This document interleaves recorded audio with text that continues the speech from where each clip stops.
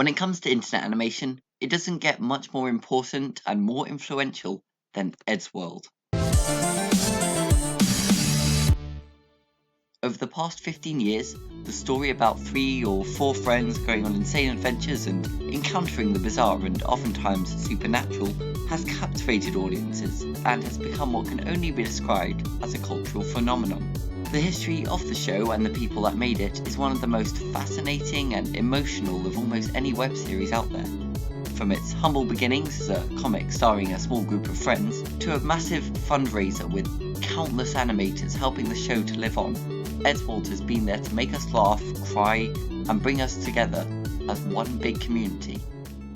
This is the story of Eddsworld.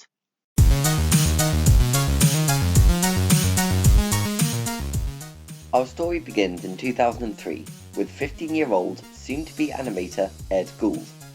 Ed would spend much of his time out of class drawing comics featuring him and his friends, including his then best friend, Matt Hargreaves. The website Newgrounds had existed for a good many years by then, a website created in 1991 to host web animations and Flash games. Ed was reportedly a massive fan of the now iconic Flash animations and wanted to create shorts of his own. After learning to animate in Flash, he would upload his first animation to Newgrounds in 2003, simply titled Ed. This was to be the first ever episode of Eddsworld, a name inspired by the movie Wayne's World.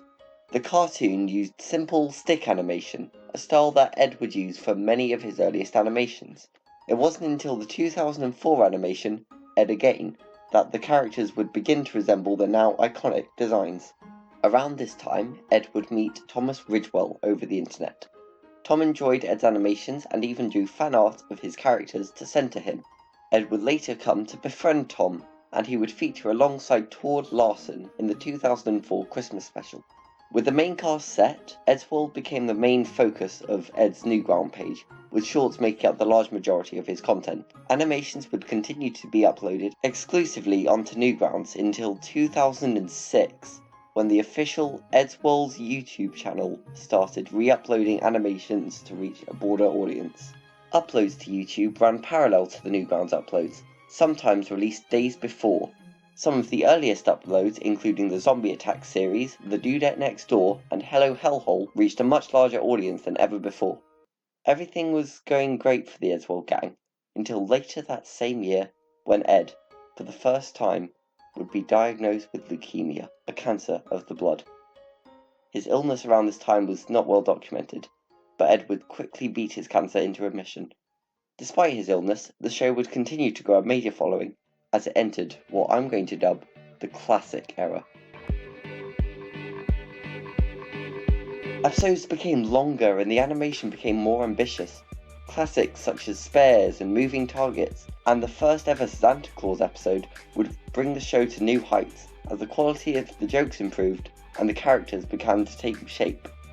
With an increase in quality and uploads primarily onto YouTube, the community of Ed heads began to grow rapidly, a fan base devoted to Ed's series. It wasn't all sunshine and lollipops though. As great as the fan base could be, it proved to be a double-edged sword for the Norwegian in the red hoodie, Tord.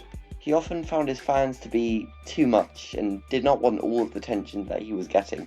There are reports of some obsessive fans stalking him online and trying to contact him through his personal social media. Tord requested that he be removed from the show entirely, and at the beginning of the episode, 25 feet under the seat, he was written out, without a single line of dialogue and no in-universe explanation for his departure. This, understandably, outraged many of the fans who grew to like the character. Tord himself was reportedly harassed on Twitter and over the internet, to a point that, to this day, Tord does not use any form of social media. Despite Tord's departure and some absurd fan interactions, episodes continued to be pumped out. What the Future, Hammer and Fails, Santa Claus 2 and 3, Movie Makers, some of the most beloved episodes ever released were uploaded for the world to see. Tom actually hit viral success of his own around 2008, with the release of the animated shorts collection Astaf Movie on his YouTube channel, Tom Scar. The popularity of these shorts arguably outgrew that of Eddsworld, with the first installment of the series currently at over 60 million views. As of movie 2 and 3 would later be animated by Ed Gould himself, who also lent his voice to the now iconic I Like Trains kid. I like singing. I like dancing. I like trains. Today, Tom's channel has over 5 million subscribers, and the Asdorf movie series is by far his most popular and is still alive and being updated. Tom Scar's newfound popularity did not stop him from working on Eddsworld, however, and he stayed on to voice the character long into the show's later seasons. In 2009, Ed was even asked to animate the opening ceremony for the United Nations Climate Conference. This got Ed and his channel onto BBC News for his contribution, the biggest news corporation in the UK. At one point, the Eddsworld YouTube channel became the most subscribed to comedian channel in England, and the 4th most viewed comedian in the United Kingdom. In April of 2011, Ed's cancer would come back, this time even stronger. He was hospitalised on several occasions and had to get chemotherapy for his leukemia. Despite this, production kept on going. In 2012, work started on the 2-part episode, Space Face. The script was written and recorded, and a good chunk of the animation was completed. But then, on March 25th, 2012, Ed Gould lost his life to leukemia. The world was informed of Ed's passing just 2 days later, and tributes were made across the internet. His death was not particularly planned for, as the survival rates of this particular form of leukemia were around 70%. Though Ed's death was tragic, it did not mean the end for his creation. According to his mother, Ed's final wish was for the show to keep going without him. The cast were initially unsure, as they did not want the fans to think that they were profiting off of Ed's death. But then, Tom and Matt created the Indiegogo campaign with the goal of creating 4 full-length episodes and 4 minisodes of the show. It was to be completely non-profit, and all proceeds from the episodes were to be given to charity. It was to be funded completely by the fans who wanted the show to continue, with the original voice actors and a whole new team of animators. £50,000 were asked to make Eddsworld Legacy a reality, and it smashed that goal with over £83,000 raised to keep the show going. With the show fully funded, the Legacy era could commence. Once the fundraiser had ended, Eddsworld was arguably bigger and better than ever. Big animators like Tobias Knit, Brandon Turner, and most notably Paul Tavord were taken on to animate individual episodes, some clocking in at over 10 minutes long. There were some controversies, sure. Some of the crowdfunding perks took a very long time to arrive, and Tom was still falsely accused of profiting off of his friend's death, but the show became more popular than ever, and remained in the spirit of Eddsworld. 4 years after Ed's passing, the final episode at the time of this recording, named The End, was released to mark the end of the Legacy fundraiser, and to mark Tom's departure from the production and leave the show with a proper finale, going so far as to bring back Todd's character, which fans had been requesting for years.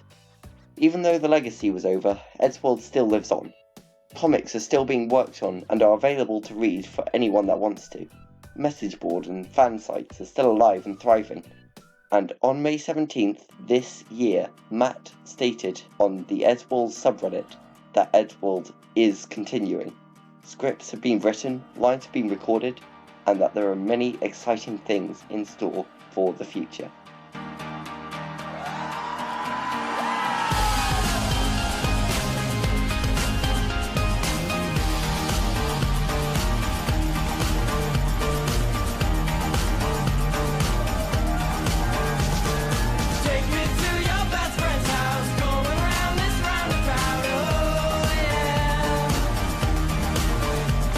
Eddsworld is probably one of the most important animations on the internet, with perhaps the most incredible story and some of the most dedicated fans for any series. It is truly incredible that such a seemingly insignificant stick animation would lead to one of the biggest cartoons ever to exist. Here's to you, Ed. We know you'd be proud.